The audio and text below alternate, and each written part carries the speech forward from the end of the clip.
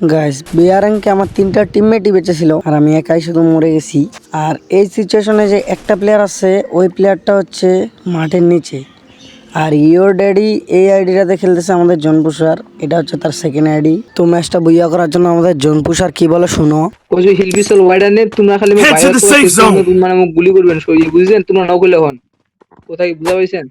ওই মেডিকেট ক্যারেক্টার আছে বুঝছেন, মেলালা মেডিকেট বুঝা এইচপি দিয়ে মেলা খান মেডিকেট করলে। দেখিও দেখিও ডেঞ্জার মারবে, ওই যে ক্যারেক্টার মারছে।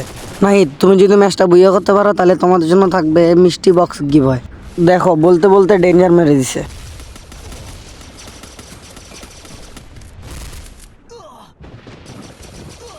ম্যাচটা বুইয়ার আগে আপনারা লাইক অ্যান্ড সাবস্ক্রাইবটা করে দিতে পারেন।